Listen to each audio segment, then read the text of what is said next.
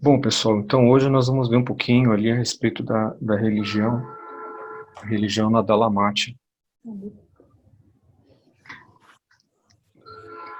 Vamos pedir para que Deus se faça presente e para que nós tenhamos um bom encontro. Bom,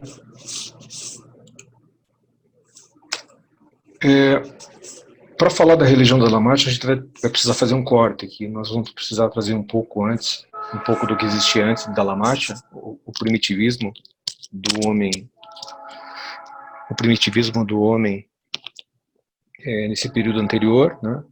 E a gente vai falar um pouquinho também sobre os ensinamentos que foram trazidos pelo príncipe e pelo corpo de assessores dele, e em seguida a gente vai verificar qual foi o resultado, não só da revelação trazida pelo corpo de assessores do príncipe, mas também pelas revelações posteriores, né?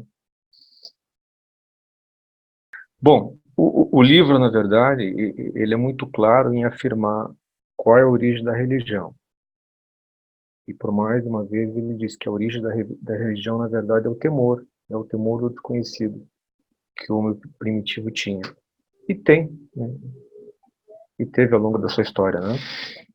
Então, essa religião do homem primitivo, ela tem uma origem biológica, ela tem um desenvolvimento evolucionário, alguma coisa natural, né? E isso ocorreu e ocorre independentemente das conjunções morais e de todas as influências espirituais que possam ter a vida, né?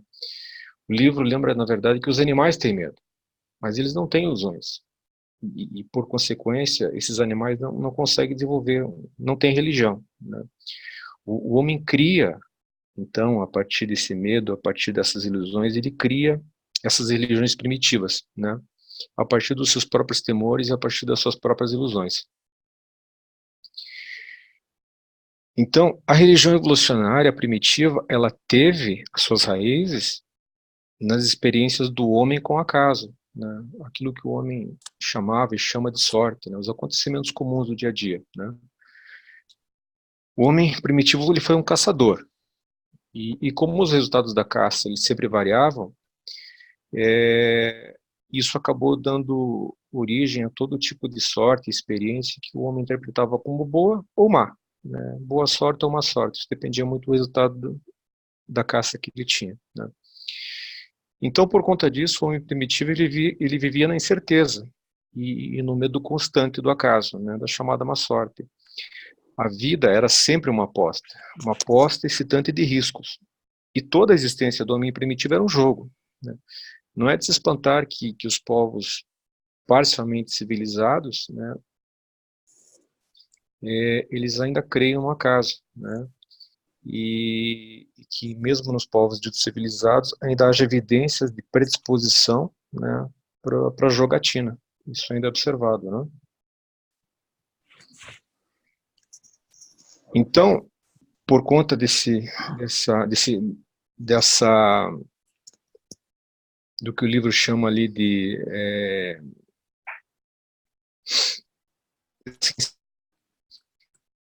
a ansiedade é no estado natural da mente selvagem. Então, quando os homens e mulheres transformam-se em vítimas da ansiedade excessiva, esses homens e mulheres, na verdade, eles estão simplesmente retornando a um estado natural que era observado nos seus ancestrais longínquos, né? Isso não é estranho para nós, então. Então, quando essa ansiedade torna-se de fato dolorosa, ela inibe a atividade e infalivelmente leva a mudanças evolucionárias e adaptações biológicas. Eu acho curiosa essa afirmação aqui, ela é textual no livro, né, que quando a ansiedade ela torna-se de fato dolorosa, ela inibe a atividade e leva a mudanças evolucionárias. Se a gente fizer uma leitura contrária, né, a gente poderia supor, por exemplo, que enquanto essa ansiedade ela não se mostrar de fato dolorosa, ela não vai levar a mudanças, né? Mas isso fica para uma outra discussão, tá? Então, a dor e o sofrimento são essenciais, segundo o livro, à evolução progressiva.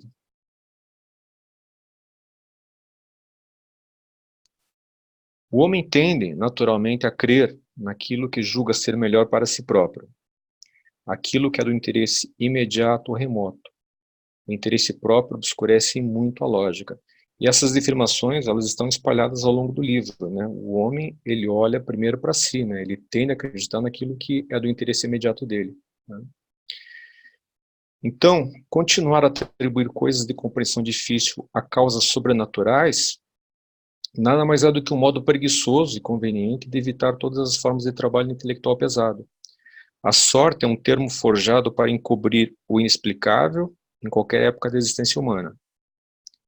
E o selvagem esforça-se para personalizar tudo que é intangível e abstrato. E assim, tanto a natureza quanto o acaso tornam-se personalizados enquanto fantasmas, enquanto espíritos e mais tarde, como a gente observou, enquanto deuses.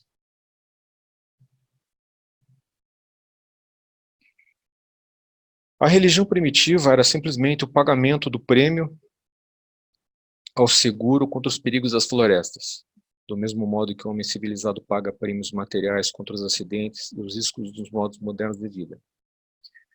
O selvagem via toda a natureza como sendo viva, como sendo possuída por algo. E o homem civilizado ainda chuta e pragueja contra os objetos inanimados que entram na sua frente e chocam-se com ele. Isso ainda é alguma coisa do homem moderno, né? Praguejar contra aquilo que se coloca na sua frente, né?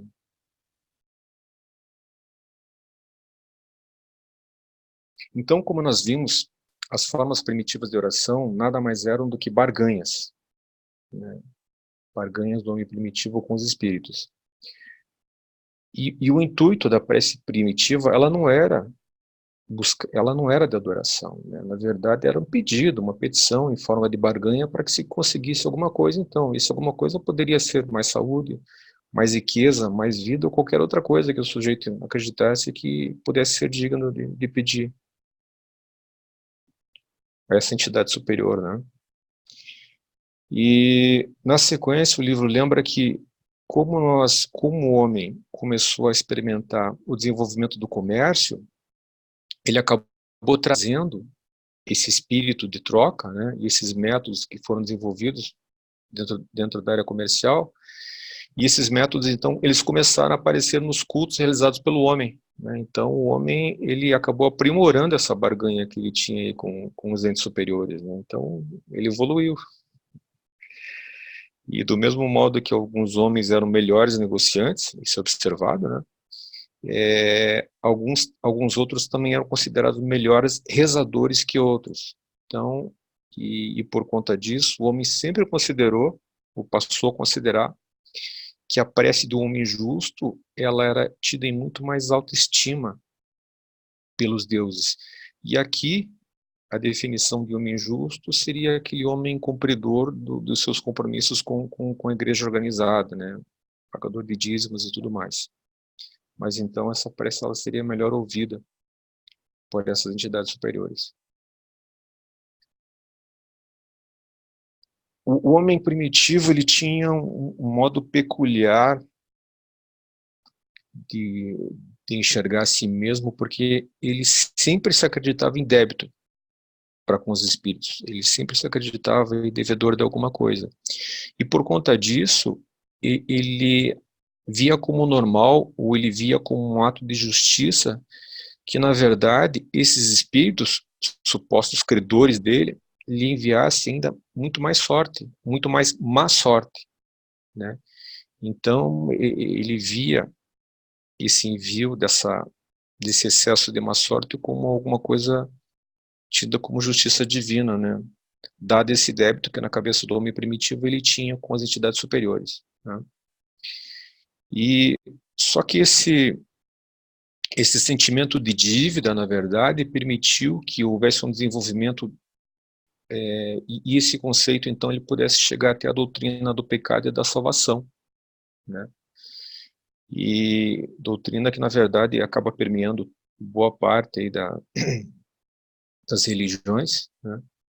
E isso acabou culminando no entendimento de que, perante vários povos, né, de que a alma era encarada como tendo vindo ao mundo já com uma falta inata, né, o reconhecido do pecado original.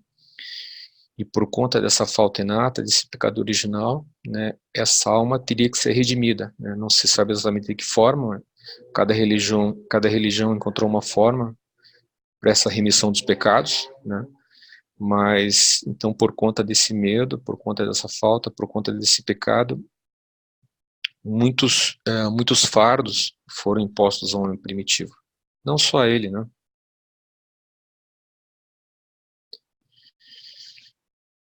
O homem primitivo, ele também, ele tem um histórico bem largo aí com o tal do fenômeno da adoração, né? Porque nessas várias épocas, o homem, ele acabou por adorar tudo que fosse imaginável, né? Em um determinado momento, ele acabou incluindo a si próprio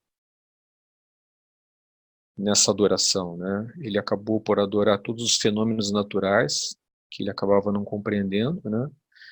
E as coisas inexplicáveis da vida, ainda por nós, ainda pela sociedade atual, algumas vezes são chamadas de atos de Deus, né? Ou de dispensações misteriosas da providência, né?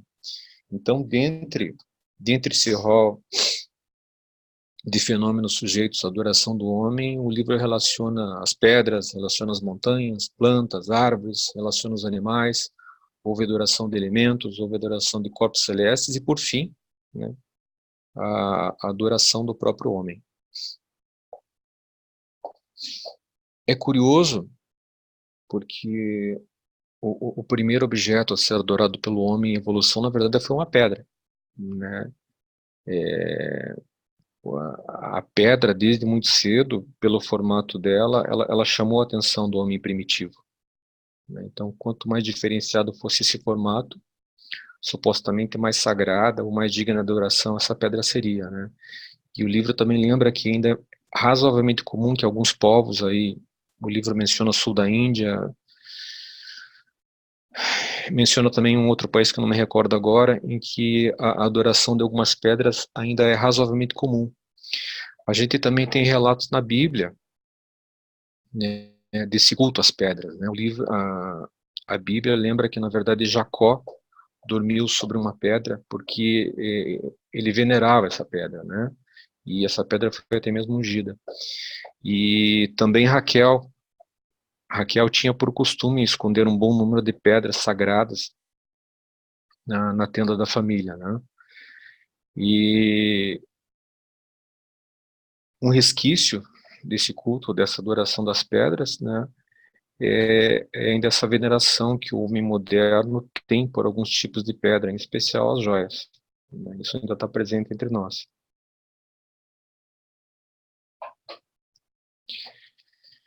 O homem também teve por costume adorar montanhas e plantas. Certas montanhas, pelo histórico delas, por em razão de localização, ou seja, em razão de expelir, enfim, eram montanhas que acabaram tendo todo um histórico de serem tidas por sagradas, né, e serem associadas a deuses. Os aborígenes eles também tinham por costume acreditar que as cavernas levavam ao submundo. Do mesmo modo que as cavernas levavam ao submundo, seriam algo menor, né? Seriam locais aí de refúgio de espíritos, demônios malignos, né? Então, ao contrário disso, as montanhas, os lugares altos seriam identificados então com espíritos bons. Então havia essa correlação de mundo subterrâneo e mundo superior, né? Também os cultos de adoração por muitas vezes tiveram como objeto as árvores, né? Principalmente nos cultos de religiões mais antigas, né?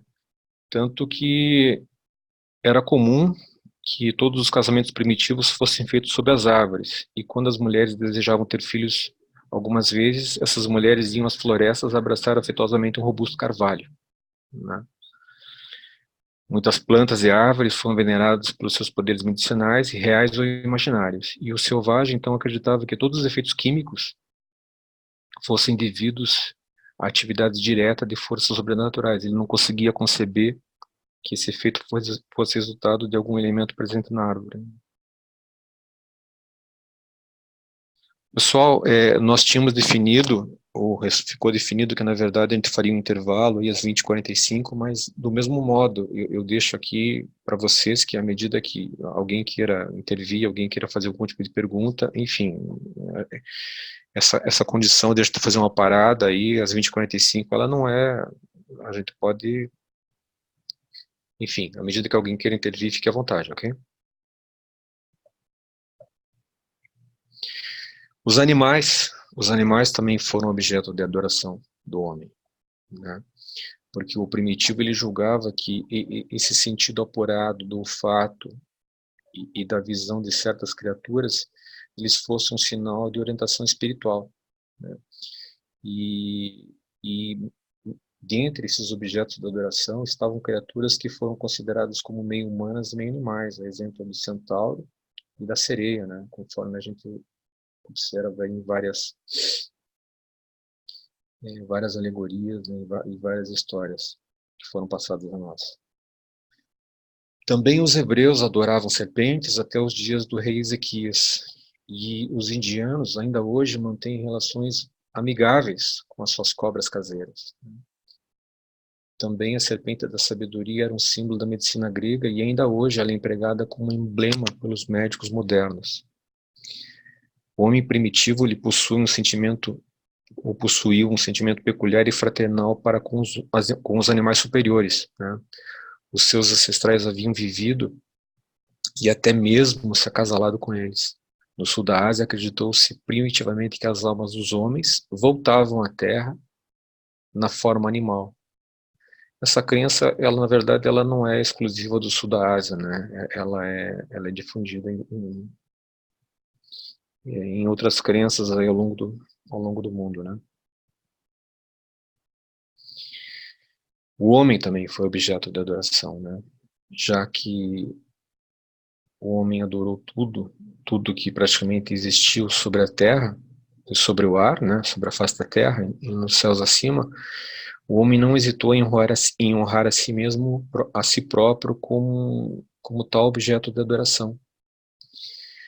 O documento 98 do livro do Urantia, ele relata que um dos sacerdotes que servia ao imperador Augusto, né, relatou ao imperador, nessa época ele não era imperador ainda, relatou ao imperador sobre as tentativas dos enviados de Salém que tentaram disseminar a doutrina de um Deus único, né? Uma deidade final que acabaria dominando todos os seres sobrenaturais.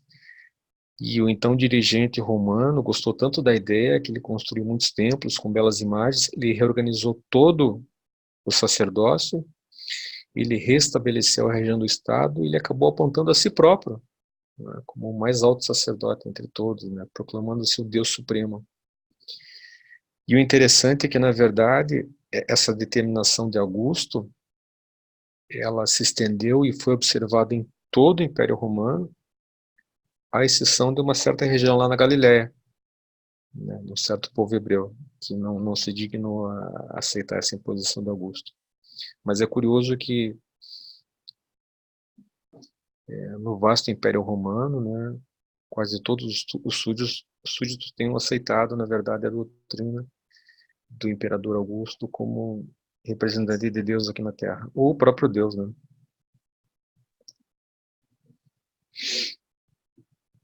Algumas outras bizarrices também são relacionadas pelo livro, né? O livro lembra que até o fato de dar à luz gêmeos era considerado como um fato de muita sorte, ou de muita falta de sorte, né?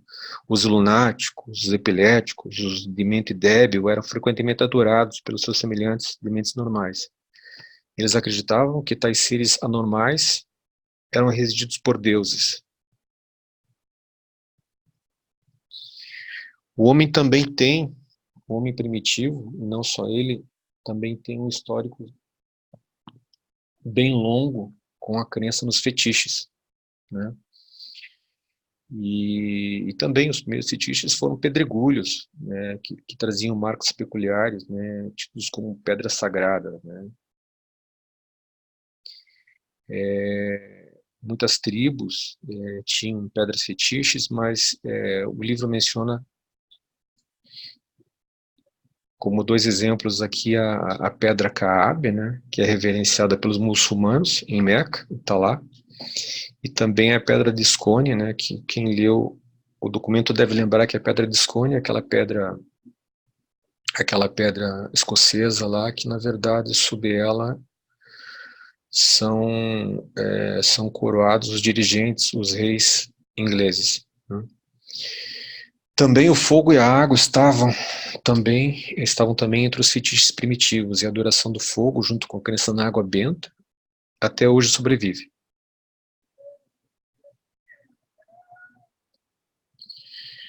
Prosseguindo na crença dos fetiches, o livro lembra também que os corcundas e as crianças aleijadas também eram considerados como fetiches, e os epiléticos frequentemente foram reconhecidos como sacerdotes e curandeiros, foram reconhecidos como tidos como possuidores de poderes divinos, né? E muitos povos encaravam os gênios como personalidades fetiches, possuídas por um espírito sábio. E esses talentosos humanos logo aprenderam a recorrer à fraude, a trapaças para servir a seus interesses egoístas. Aqui, como exemplo aí desses talentosos humanos que recorreram à fraude e trapaças, o livro relaciona várias linhagens de reis, dirigentes, no sentido de que eles se auto-atribuíram, né, uma condição divina, para que então a sua linhagem pudesse continuar prosseguindo no poder. Então, é um outro exemplo de humano talentoso para trapaça e fraude. Os antigos também tinham por costume reverenciar os ossos dos seus líderes, e os restos do esqueleto de santos e heróis ainda são considerados com respeito supersticioso por muitas pessoas. Ainda hoje, as peregrinações são feitas aos túmulos de grandes homens. Curiosamente, é um ato de paganismo acreditar em feitiços e magia, mas o homem, ele não vê nada de errado, ele não vê nenhuma contrariedade em acreditar ou aceitar relíquias e milagres, ainda hoje, né? Por mais contraditório que isso possa parecer a alguns.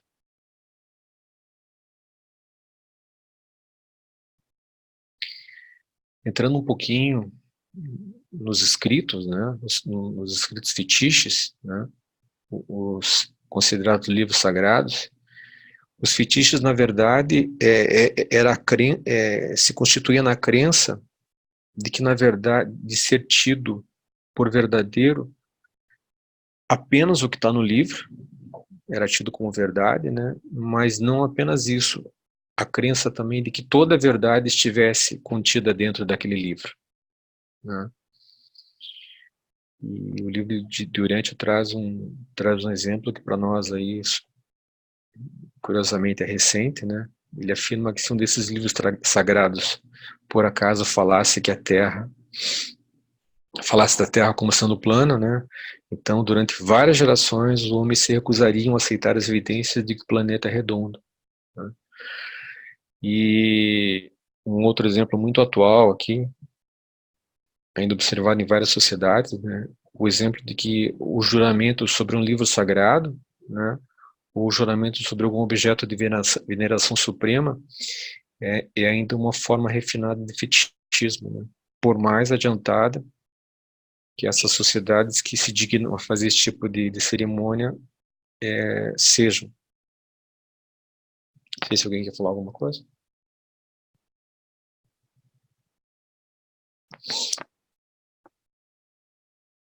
Vamos lá. Na verdade, o que fica muito claro é que o culto dos fantasmas, na verdade, ele não era uma forma de reverência à deidade. O que o homem primitivo buscava com isso era por retorno, né? Era algum retorno futuro mais elevado, aquela barganha que nós lemos lá atrás, né? E ele tinha, o propósito dele era mais o propósito de segurança contra um desastre, né? Contra os desastres naturais. Então, o livro lembra que nada na história do homem inspira mais piedade do que esse quadro de escravidão abjeta que o homem sempre teve em razão do medo de fantasmas, né? Mas embora o homem por muito tempo tenha sido escravo desse medo de fantasmas, foi com esse sentimento, ou foi esse sentimento que permitiu que houvesse o nascimento de uma trajetória ascendente de evolução religiosa na humanidade. O medo impôs essa condição ao homem, permitiu que nascesse do medo nasceu um sentimento um pouco mais nobre, né? Embora o selvagem atribuísse poderes sobrenaturais aos fantasmas, curiosamente, o selvagem ele dificilmente concebia esses fantasmas como detentores de algum tipo de inteligência diferenciada, né? Muito pelo contrário, o selvagem ele acreditava que ele pudesse engambelar os fantasmas com algum tipo de ardil, com algum tipo de truque, né? Algum tipo de estratagema, né? E ele se utilizou muito na história desses truques e estratagemas para procurar iludir e enganar os fantasmas, né? O livro do Urantia, ele é muito rico desses exemplos todos com os quais o homem tentava enganar essas inteligências sobrenaturais.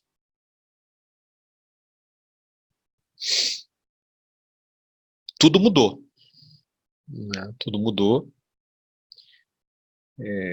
O homem moderno ele já não tenta mais coagir de forma aberta os espíritos, né? Mas ele ainda guarda dentro dele uma evidência e uma certa disposição para barganhar com a deidade, com Deus, né? Isso é verificado em muitas religiões, né? Eu não quero pensar aqui exemplos, mas é muito comum que pagar uma determinada promessa, ou, enfim, fazer uma determinada entrega, todos são exemplos muito reais e muito presentes, né? Dessas barganhas que ainda existem com as deidades, né? E o homem ainda jura, o homem ainda bate na madeira, o homem ainda cruza os dedos e ainda pronuncia uma frase sem sentido depois do espirro. Isso por quê? Tudo isso um dia já foi uma fórmula mágica. Isso aqui é muito atual, né?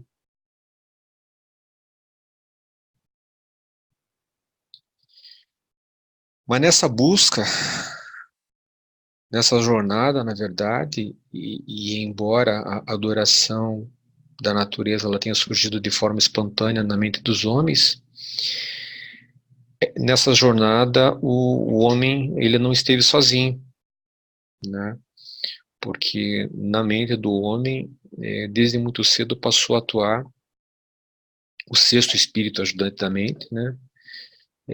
Espírito ajudante esse que estimulava o impulso da adoração, né? E quando esse mesmo impulso da adoração era dirigido também pelo espírito da sabedoria, então o que a gente observa é que começa a existir um desenvolvimento do fenômeno da verdadeira religião, né?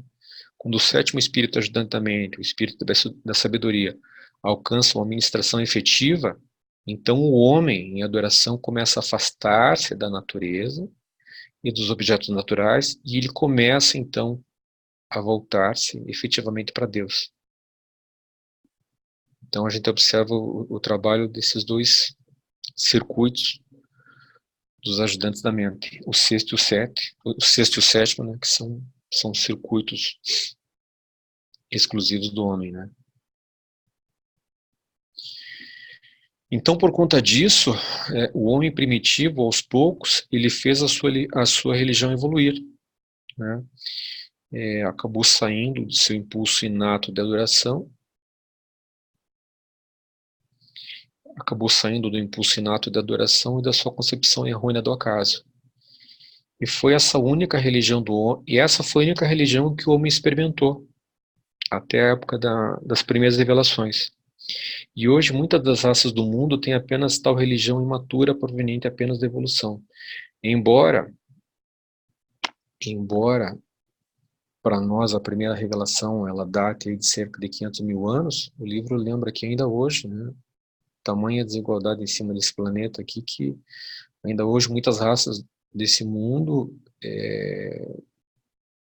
ainda não têm ciência dessas revelações e podem contar apenas com a chamada religião imatura. desenvolvido através da evolução.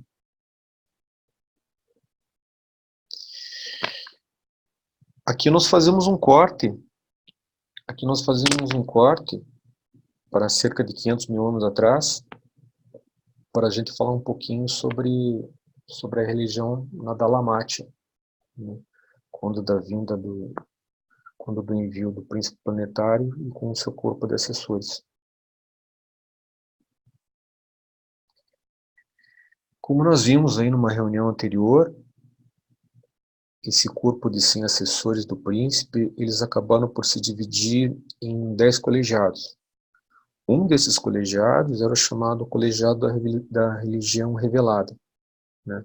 E o dirigente desse colegiado, desse conselho, era conhecido como Rap, né?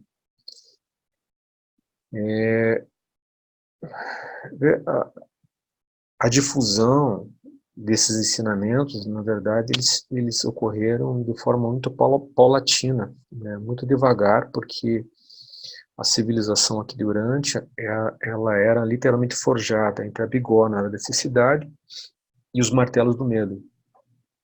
Porém, esse grupo comandado por Rap, eles tinham obtido um progresso considerável quando os trabalhos foram interrompidos pelas desordens que vieram junto com a sublevação da secessão, né?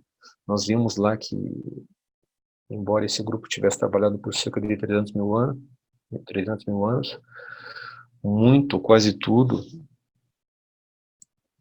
do trabalho deles acabou se perdendo, né, nos anos seguintes.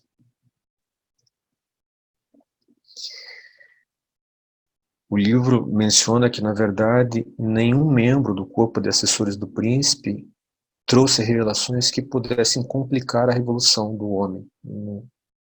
Tudo que foi revelado ao homem estava de acordo com as suas crenças. Tudo que foi revelado foram ensinamentos que ele podia absorver, né? A única concessão permitida por Rap é que ele cedeu ao desejo dos habitantes locais e estabeleceu uma forma de serviço religioso, né? E por fim, o seu grupo proveu os dalamatianos com 7 cânticos do culto de adoração e também proveu os dalamatianos com a chamada oração do Pai. Nós já lemos aqui numa outra oportunidade a oração do Pai, mas eu novamente trouxe ela aqui porque realmente ela é muito bonita. Se vocês me permitirem, eu vou ler. Pai de todos, cujo filho honramos, olha por nós com favor. Livra-nos do medo de todos, exceto de ti. Faze com que sejamos um prazer para os nossos mestres divinos e para sempre coloca a verdade nos nossos lábios. Livra-nos da violência e da raiva. Dá-nos respeito pelos mais velhos e por tudo que pertence aos nossos vizinhos. Dá-nos pastos verdes nessa estação e rebanhos frutíferos para alegrar os nossos corações. Oramos para a rápida chegada do prometido elevador das raças e, pois, queremos fazer a vossa vontade nesse mundo, como os outros a fazem em mundos longínquos. Então, como eu disse a vocês, logo em seguida houve a secessão e quase tudo que foi trazido pelo corpo de assessores acabou se perdendo, e o que fica agora é para que a gente dê uma avaliada sobre como que fica essa religião primitiva frente a esses poucos ensinamentos que foram transmitidos então por Kaligashi e também pelas revelações posteriores. Como nós vimos lá atrás, a evolução da religião primitiva, né, ela se deu a partir de um impulso inato, um impulso primitivo de adoração. Ela não dependeu das revelações, né? Então, essa religião do tipo primitivo, ela foi uma consequência biológica natural das mentes animais em evolução, né? Depois que essas mentes tinham concebido alguns conceitos sobrenaturais. E esses conceitos sobrenaturais, ou supramateriais, como o livro relata aqui, o conceito de uma fase supramaterial da personalidade mortal, ele nasceu de uma associação que é descrita como acidental, entre ocorrências da vida diária e sonhos com os espíritos. O exemplo trazido foi esse aqui, quando vários membros de uma tribo sonhavam, simultaneamente com o chefe que já estava morto, isso parecia ao homem mortal se constituir uma evidência convincente de que o velho chefe havia realmente voltado sob alguma forma. Então é curioso que essa associação ela tenha se dado de forma acidental, né?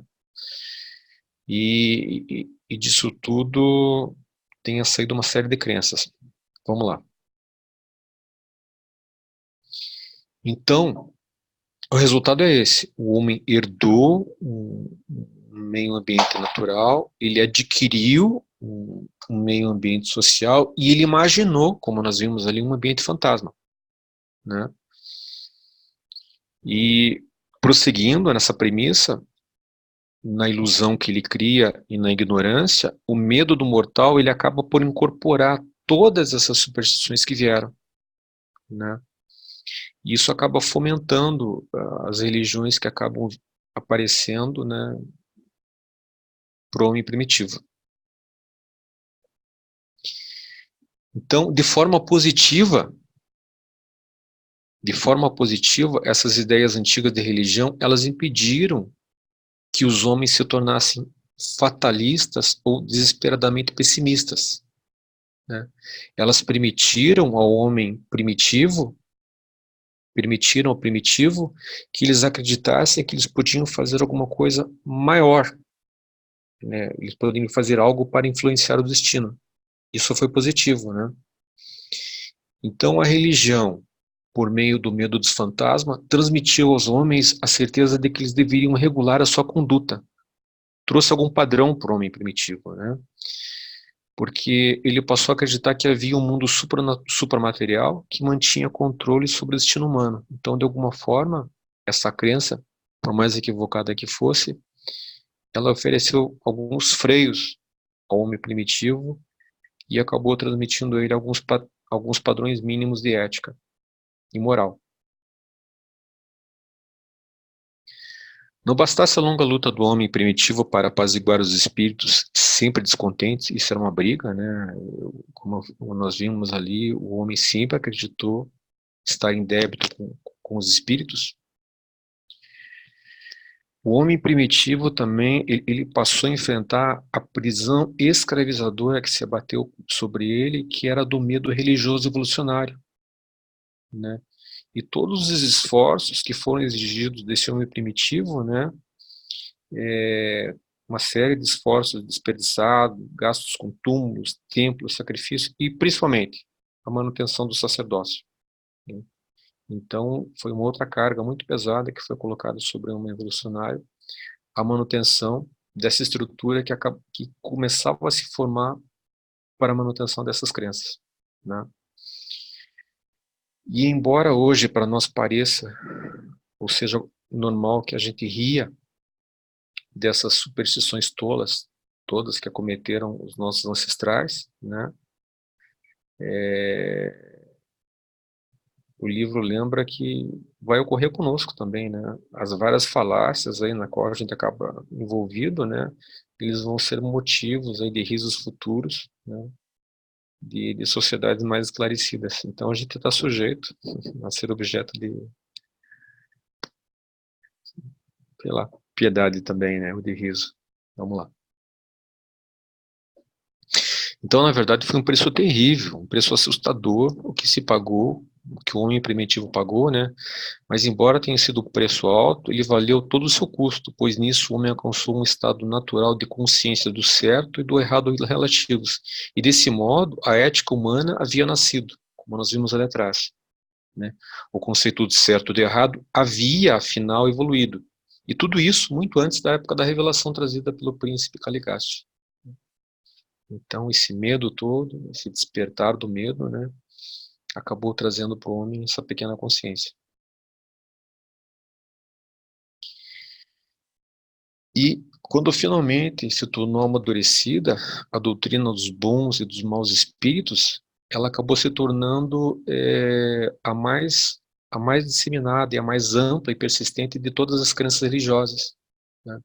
E esse dualismo de bons e maus espíritos, ele representou, na verdade, um avanço, né? porque ele permitiu ao homem explicar a boa e a má sorte, né? E também permitiu porque a crença em seres supramortais, até certo ponto, seres supramortais esses que tinham até certo ponto um comportamento consistente, permitiu ou fez também com que o homem replicasse parte desse comportamento consistente que ele via nessas entidades supramortais, né? Então o homem foi enfim capaz de conceber forças supramortais de comportamento coerente, e isso foi, na verdade, uma das descobertas mais importantes em toda a história da evolução da religião e expansão da filosofia humana.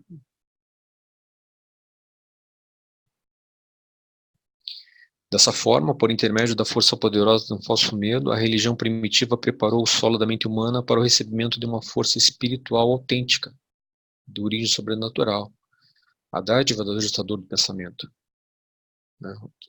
Então a gente observa que houve necessidade de todo esse pesar para que o ajustador um dia viesse nos habitar. E os ajustadores divinos, desde então, têm trabalhado para transmutar o temor de Deus em amor a Deus. A evolução pode ser lenta, mas ela é infalivelmente eficaz. São 8h43, eu vou propor a vocês que a gente faça um pequeno break, 5 minutinhos, alguma coisa assim, para quem quiser tomar uma água, e depois nós voltaríamos daqui uns 5 minutinhos aí para tratar dessa última parte aqui, tudo bem? Sem problema. Tudo bem, meu. Ótimo. À medida que alguém queira conversar sobre alguma questão aí, eu fico à vontade. É incrível como até hoje a grande maioria das religiões ainda pregam o temor a Deus. Eu já vi várias pessoas dizendo, eu sou temente a Deus. Eu digo, gente, você não tem que temer a Deus, você tem que conhecer a Deus e amar a Deus e não temer. Mas é do passado, né? Você vê que a Bíblia fala que o temor do Senhor é o princípio da sabedoria, né? Muito louco isso. Mas como o pessoal tem a Bíblia como a última palavra, é difícil, né? Tudo está associado ao temor, né? O ser humano, infelizmente, ele só respeita aquilo que ele teme, né? Então isso ainda vai demorar um pouquinho, essa evolução vir sobre todos nós, né? Isso aí vai vir muito devagar. Eu gostei da expressão um pouquinho, Adriano.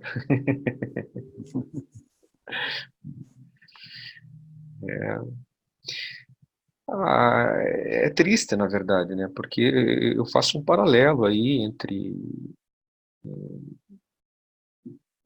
na verdade, pai e filho aqui na Terra, e na verdade, uma relação normal aqui entre pai e filho é inconcebível, né? O ideal seria que, na verdade, o filho não temesse ao pai, né? Que o filho tenha respeito, né? Mas eu também acredito que vai demorar para que a gente evolua até o ponto de reconhecer a personalidade do pai.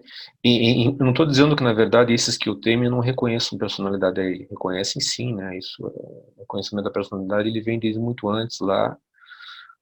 Isso ficou muito forte lá entre os hebreus com Yahvé. Mas eu faço esse paralelo, né? Eu acredito que a criança não deva temer o seu pai aqui, ele deva respeitar, e à medida que a gente descobre o amor de Deus, a gente vai verificar que esse é só o início de um relacionamento, mas o amor dele por nós é muito maior do que o amor que o pai paterno nos teve, então a gente teria motivo para ser uma relação muito mais franca, mas nós demoramos, a gente vai demorar para chegar. Verdade, Milton.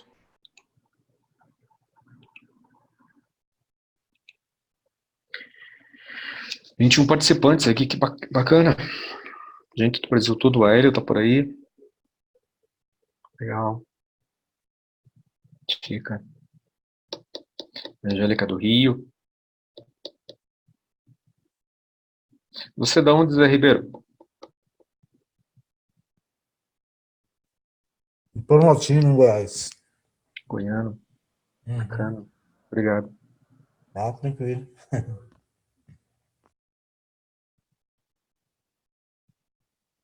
Essa oração que você leu, muito bonita, né, rapaz? Linda, Impressionado com ela. linda, linda. Eu não me lembro exatamente quem já tinha lido aqui, não me lembro se foi a Sueli, mas ela é linda e eu fiz questão de trazer novamente porque realmente ela é muito bonita, né? E, Bem profunda, né? sabe, claro, ler esses documentos aí traz uma paz de espírito, um conforto espiritual muito grande, mas algumas vezes também a gente fica se imaginando, né? Por exemplo, o livro lembra que o corpo de assessores quis transmitir ao homem primitivo a técnica a técnica do Religião pessoal? não, do steam ali, como é que é? Vapor, Isso. tá? E o homem primitivo, ele não concebia, né, administrar essas forças da natureza, mas eu fico imaginando se há 500 mil anos a gente já pudesse ter mantido esse desenvolvimento, e naquela época a gente já ter tido pequenas máquinas a vapor, hein? e mais orações como essa, né, fico imaginando que seríamos nós aqui hoje, mas é só um exercício aqui de lucubração, Deus sabe o que faz. Agora, uma coisa assim que quando eu li essa oração, me remeteu ao Pai Nosso Nosso. E me remeteu também a todas aquelas orações que tem acho que é no documento 144, que falam outros exemplos de prece que Jesus apresentou para os apóstolos, outros Pai Nossos que existem em outros planetas.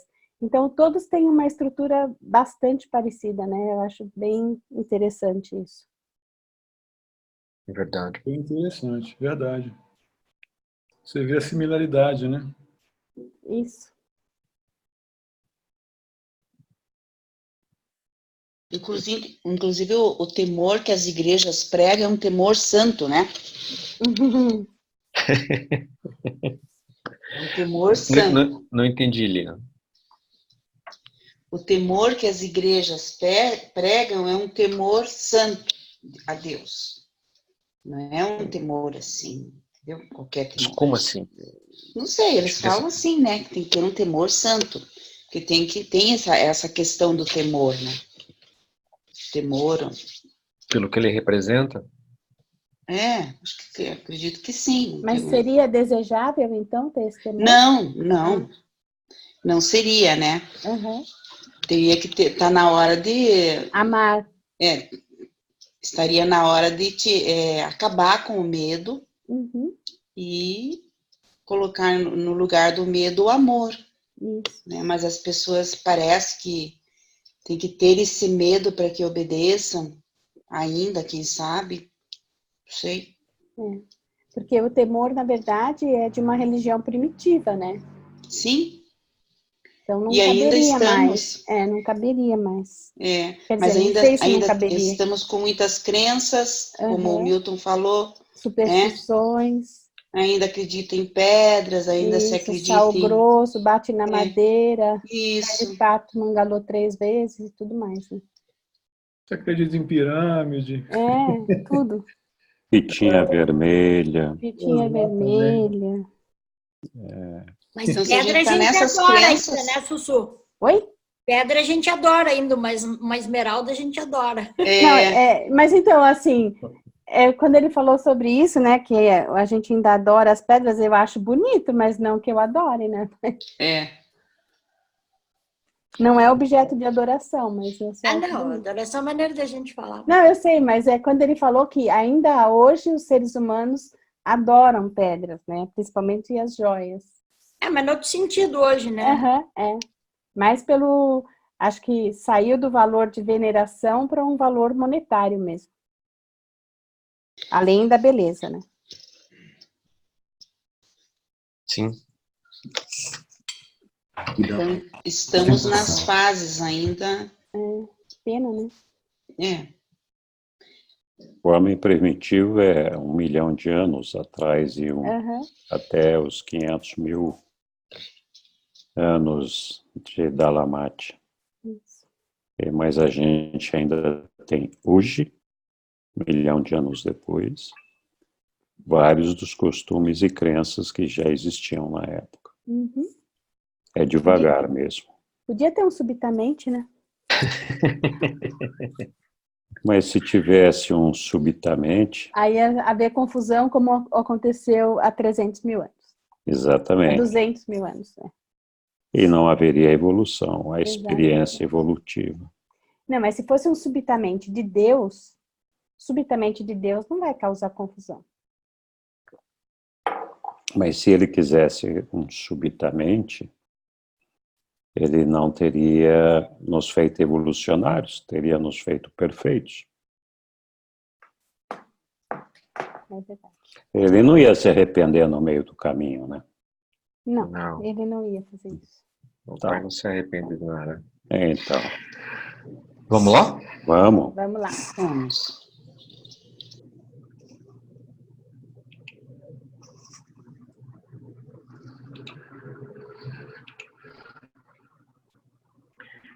Bom, prosseguindo, a gente vai ver um pouquinho, então, sobre as religiões que nos foram reveladas. A religião reveladora busca evoluir e transformar o homem mortal à imagem e à semelhança de Deus. Esse seria o grande propósito, né? Um deles.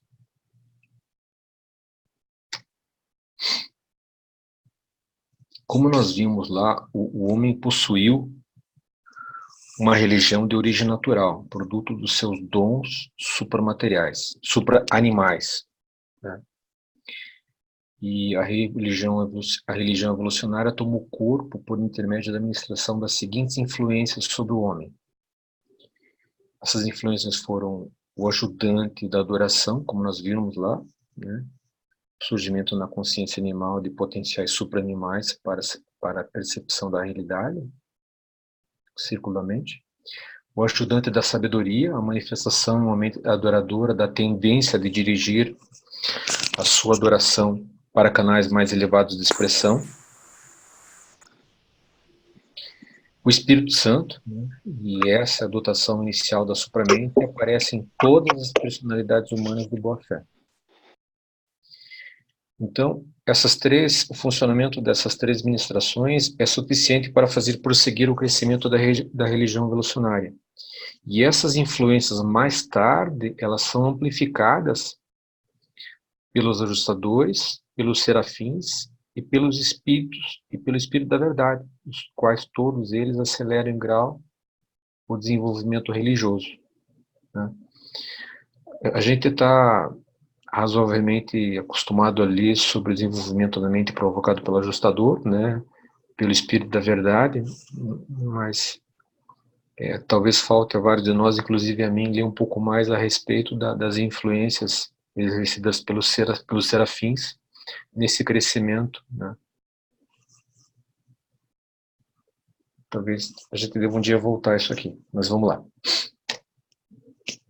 A religião progrediu e, após a aurora da civilização, a humanidade está ficando pronta para o reconhecimento da verdadeira religião, e mesmo para um começo da revelação da verdade em si.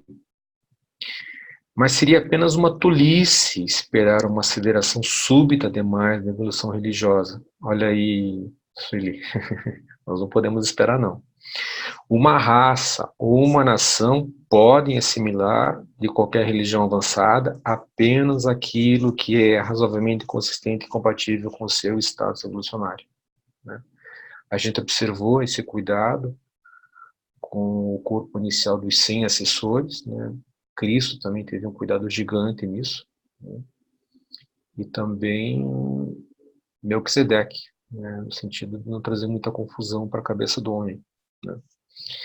As raças humanas apenas superficialmente aceitam uma religião estranha e nova. De fato, elas ajustam-nas aos seus velhos costumes e modos de crer. O livro lembra também que se nós formos tentados a criticar a religião evolucionária, a gente precisa ser cuidadoso, A gente tem que lembrar que o que aconteceu é um fato histórico, né? É um momento, né? E a gente tem que lembrar ainda que o poder de qualquer ideia, ela repousa não na certeza que ela traz, né? Ou na verdade, mas na força que a sedução dessa mensagem consegue exercer sobre os homens, né? Então, qualquer tipo de crítica que a gente procure exercer agora, a gente tem que tomar muito cuidado, né? A religião foi essencial para o desenvolvimento e a preservação da civilização, mas tem contribuído para limitar e para paralisar essa mesma civilização. A religião tem estorvado o desenvolvimento econômico, né? E sobre essa questão do desenvolvimento econômico, a gente são várias passagens que o livro traz, desde o sacrifício do primogênito, enfim, várias passagens, a queima do local onde eventualmente a pessoa morreu, enfim, são vários exemplos aí que trazem que, por conta de dogmas religiosos, se tolheu esse desenvolvimento econômico, né? E a religião, ela também não tem sido sempre útil à família, né? Ela não tem fomentado de forma adequada a paz e a boa vontade, né? E em algumas situações ela tem negligenciado a educação e atrasado a ciência. Isso também é um exemplo, são vários exemplos, né?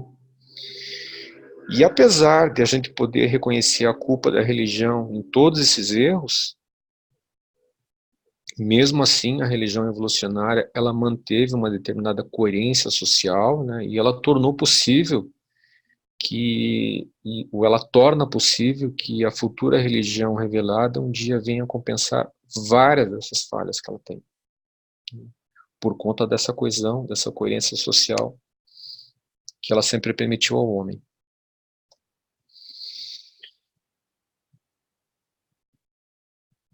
Aqui, na verdade, eu achei interessante, porque o livro observa que, para que a gente consiga concretizar a mais elevada ministração social, a religião ela deve se manter afastada, deve manter a menor ligação possível com as instituições seculares da sociedade. E com isso, o que se procura evitar? Se procura evitar a perpetuação da ordem estabelecida da sociedade e também se procura evitar o fomento da manutenção do tipo existente de civilização. Então, são orientações aqui muito importantes para nós, né? No sentido de que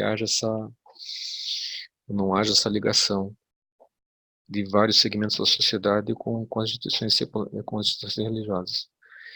E a verdadeira religião, ela não se opõe aos esforços da sociedade para adaptar-se aos seus usos e costumes. A verdadeira religião, ela deve sempre se ajustar a uma nova ordem social e ser sempre mutante. E a religião, ela deve atuar como o sal cósmico, que impede que o fermento do progresso destrua o sabor cultural da civilização. E apenas por meio da religião, essas novas relações sociais, né, apenas por meio da religião, poderão essas novas relações sociais e perturbações econômicas resultar em uma irmandade mais durável da sociedade, né? Um humanismo sem Deus pode ser um nobre gesto, mas a verdadeira religião é o único poder que pode fazer crescer a sensibilidade de um grupo social às necessidades e sofrimentos de outros grupos. Aparentemente, sem Deus, a caridade, não que ela não tenha significado, mas aparentemente ela é destituída de um verdadeiro valor. O espírito da religião é eterno, mas a forma da sua expressão deve ser reformulada toda vez que for revisado o dicionário da linguagem humana. Ou seja, a religião ela não pode ser engessada, né? Ela tem que observar essas mudanças, o desenvolvimento, e ela tem que acompanhar a sociedade. A religião institucionalizada está, no presente momento, vivendo um impasse. ela não se mostra capaz de reconstruir a sociedade e também não se mostra capaz de se reconstruir a si própria. Por ser ela uma parte tão integral da ordem estabelecida, ela não consegue reconstruir-se a si mesma, a si própria, sem que antes ocorra da sociedade ser radicalmente reconstruída. Então, é aquela situação, a sociedade depende da religião e a religião depende de que haja um desenvolvimento da sociedade, né? Então, vive-se em impasse.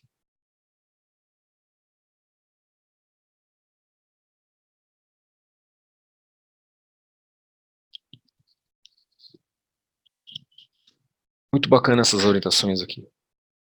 Os religiosos devem funcionar na sociedade, na indústria e na política como indivíduos, não como grupos, nem como partidos, nem como instituições. Um grupo religioso funcionando assim logo se torna um partido político ou algum outro tipo de agremiação, né? Então, o religioso deve funcionar como indivíduo. Bacana isso. E até porque, mesmo que o sujeito funcione enquanto indivíduo, indiretamente a civilização cultural é influenciada pela atitude desses indivíduos religiosos, quando eles se tornam membros ativos e influentes de vários grupos políticos, de grupos sociais, morais, econômicos e políticos, né, como a gente observou aqui. Então, interessante essa orientação sobre como agir, né? Nós devemos sair, né, e fazer a diferença no nosso meio. Sejamos a diferença, como dizia Gandhi. A religião genuína, ela empresta ao religioso uma fragrância social especial, um cheiro, né, e gera o discernimento íntimo sobre a comunidade humana. Entretanto, a formalização de grupos religiosos muitas vezes destrói esses mesmos valores, pela promoção dos quais o grupo foi organizado. A formalização de grupos religiosos muitas vezes destrói os mesmos valores pelos quais o grupo se organizou e promove. A amizade humana e a religião divina são mutuamente úteis e significativamente iluminadoras, desde que cresçam de um modo igual e harmônico. A religião dá um significado novo a todas as associações grupais, famílias, escolas, clubes, todas as agremiações. A liderança social é transformada por meio do discernimento espiritual. A religião impede todos os movimentos coletivos de perderem de vista seus verdadeiros objetivos. Assim como as crianças, a religião é a grande unificadora da vida da família, desde que seja uma fé viva e crescente.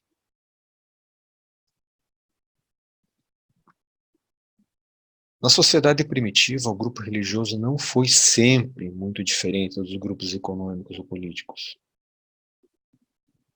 E a religião tem sido sempre um agente conservador da moral e um agente estabilizador da sociedade. E isso ainda é verdade, não obstante muitos socialistas e muitos humanistas modernos ensinem de forma contrária. Então,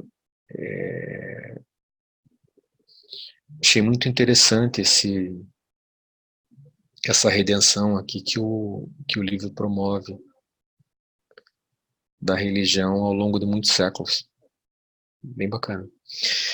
Deveis ter sempre em mente que a verdadeira religião existe para vos fazer conhecer a Deus como vosso Pai e ao homem como vosso irmão.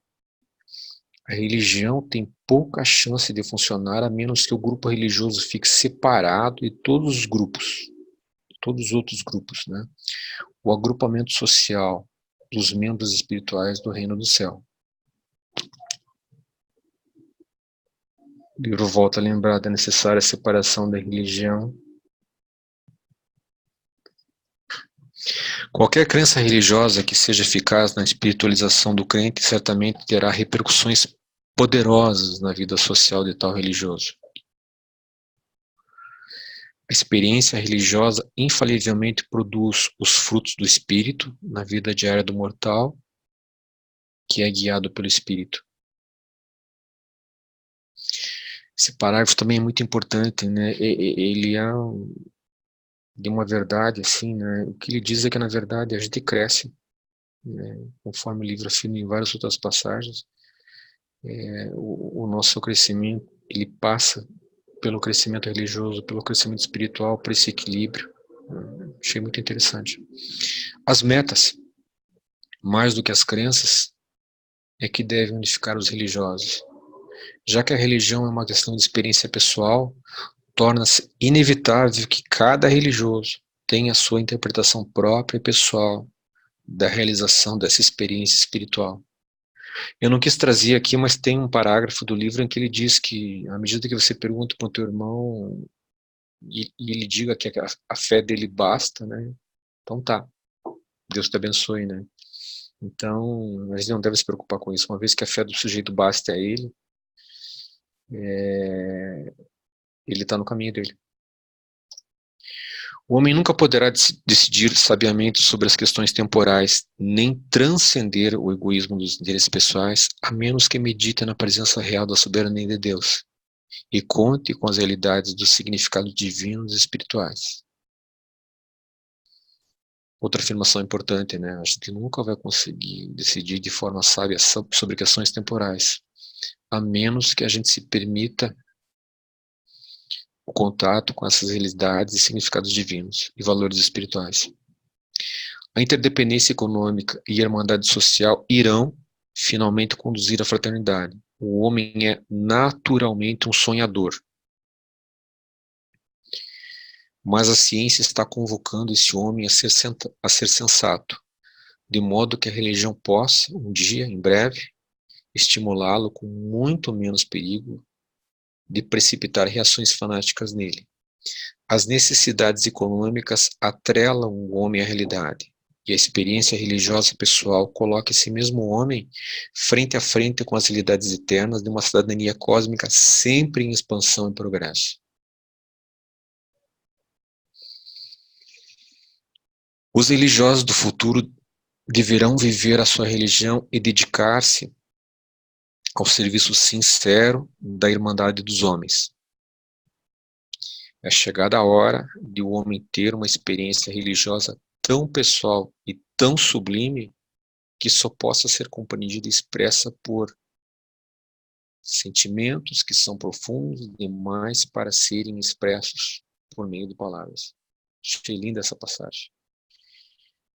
E com essa passagem aqui do final do parágrafo, eu aproveito para agradecer aos senhores aqui pela presença. Muito obrigado. Muito bom, meu. Muito bom mesmo. Obrigada, Milton. Muito bom, muito obrigada. Essa última parte aí foi filosófica. É lindo. Muito bom, Milton. Muito legal mesmo. Eu acho que, às vezes, a gente lê o livro, estuda os ensinamentos e acaba se esquecendo das coisas. E aí traz reflexões muito profundas, né? Da nossa maneira de ser, né? Do que nós temos que pensar para mudar a nós mesmos, né? E também de fazendo essas mudanças que nós temos que fazer em nós mesmos, que basicamente consiste em desapegar-nos das nossas crenças, das nossas convicções, né? E estar aberto para as novas verdades e as revelações. E também mostra aí, muitas vezes, onde nós erramos no nosso discernimento, até na maneira de que nós formamos grupos, né? E que esses grupos, muitas vezes, confundem, ou nós confundimos, buscando uma organização desses grupos e um propósito que não é o propósito que está preconizado aqui nesses ensinamentos, né? Muitas vezes a gente quer mudar as coisas como uma organização, como uma instituição, como alavancando uma nova maneira de pensar, uma nova maneira de ser, e queremos fazer isso atuando como um grupo, e aí a gente tem o problema das discordâncias dentro dos grupos, né? Porque não todo mundo concorda com os mesmos propósitos, as mesmas ideias. Então a gente acaba se afastando daquilo que deveria ser o propósito do nosso estudo, né? Eu gostei muito da maneira como você colocou essas coisas aí, Milton. E acho que essa aula de hoje nos convida a uma reflexão muito profunda sobre as nossas atitudes, as nossas metas, os nossos propósitos, no relacionamento com os nossos irmãos e na maneira da gente divulgar as revelações, né? E muito interessante, porque muitas vezes a gente se fixa, principalmente no mandato de publicação, que fala muitas vezes que o trabalho é árduo, é difícil, desculpe, que a evolução é lenta, né? E que nós não temos como mudar a cabeça das pessoas, as pessoas precisam viver as experiências. E aí a gente vê aqui esses ensinamentos muito em linha com o que está lá naquele mandato de publicação, né? Nos orientando dos cuidados e da maneira que nós devemos ter para fazer a divulgação dessa revelação, e não só fazer a divulgação, mas também de como nós podemos interiorizar e absorver esses ensinamentos para a gente mesmo se transformar, né? Eu fiquei muito, assim, para mim foi muito legal reler todas essas passagens com a maneira que você enfatizou vários desses pontos aí. Acho que foi muito legal. Obrigado. Muito obrigado. Não sei se mais alguém tem algum tipo de pergunta, alguma dúvida, alguém queria colocar alguma coisa.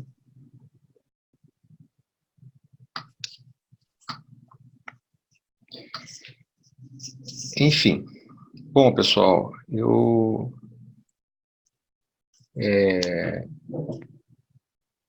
dei uma chance para você, lá fiz perguntas fáceis, então ninguém tem desculpa para não tirar 10, né? Tá? Eu agradeço demais a presença de todos, né? Assim como todos os demais, eu vou, à medida que haja algum tipo de questionamento lá no fórum, vou ficar à disposição aí para conversar, tá? Obrigado, Tica, tá? E é isso, fico à disposição de todos, tá? Agradeço e desejo uma ótima noite a todos. Muito obrigada.